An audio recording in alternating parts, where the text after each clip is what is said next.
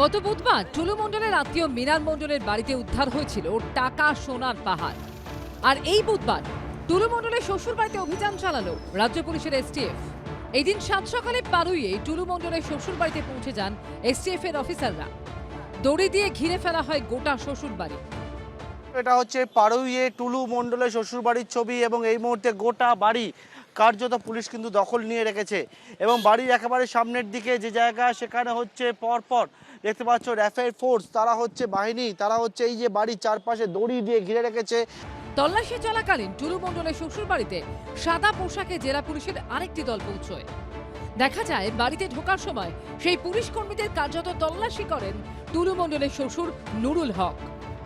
সব দেখে নিয়েছে, কোনো কিছু পাইনি। কি জন্য এসেছিল বলছে আমাদের বিশ্বস্ত সূত্রে আমাদের জানা ছিল যে কিছু মাল এখানে আছে, সেই জন্য এসেছি।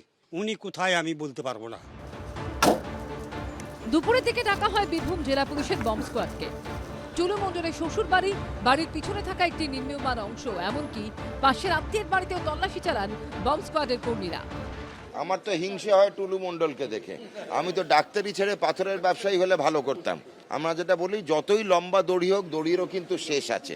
সেই শেষটা এখন দেখতে পেলেন। হাজার কোটি সম্পত্তি নিয়েও পালিয়ে বেড়াতে হচ্ছে। টুলু মণ্ডলের আত্মীয়ের বাড়িতে মিলেছে 28.5 কোটি নগদ এবং 22 কোটি টাকা মূল্যের 15 কেজি সোনা।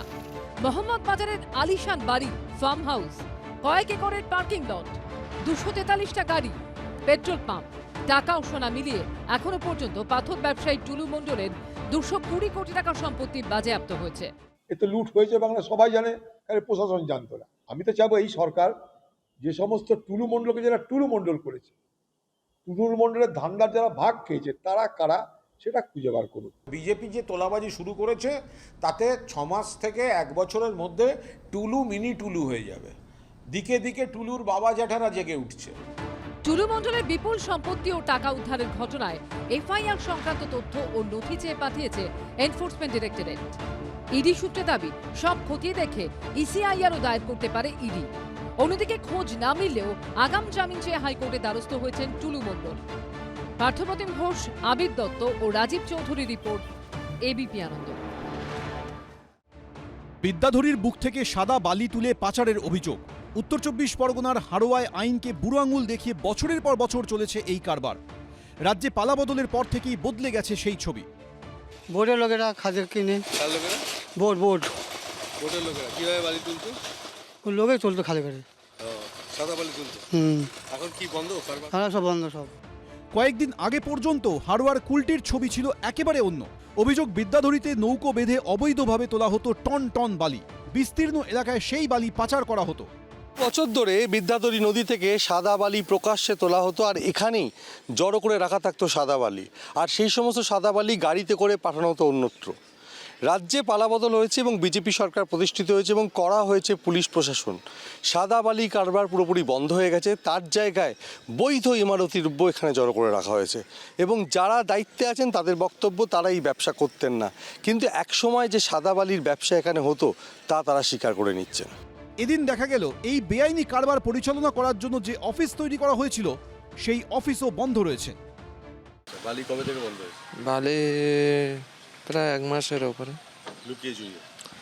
হ্যাঁ, লুকিয়ে চুরিয়ে তোলা হতো। কিভাবে তোলা হতো বালি? ওই নদীতে তোমার মেশিন বসে না, এমনি কোদাল ঝোড়া দিয়ে তোলা হতো। আশেপাশের যখন জোয়ার আসে অনেক বাড়ি ধ্বংস হয়েছে, গরিব মানুষ অসহায় হয়েছে। কিছু মানুষ লাভবান হতো, কিন্তু সামাজিকভাবে বিরাট ক্ষতি হতো। বালি তোলার যে পদ্ধতি আছে, সরকারিভাবে টেন্ডার করে যে পদ্ধতি আছে, যে সিস্টেম আছে, সেটা হিসেবে সরকার করবে, কিন্তু কোনো সিন্ডিকেট দিয়ে কোনো কারোর সাথে কোনো রকমভাবে সেটিং করে বালি তোলা হবে না, চলবে না। গত সপ্তাহে ইছামতি থেকে অবৈধভাবে বালি তোলায় গ্রেফতার করা হয়েছে 8 জনকে। 6টি নৌকা বাজেয়াপ্ত করেছে বাদুড়িয়া থানার পুলিশ। সমীরণ পাল, এবিপি আনন্দ। এবিপি আনন্দ, এগিয়ে থাকে, এগিয়ে রাখে।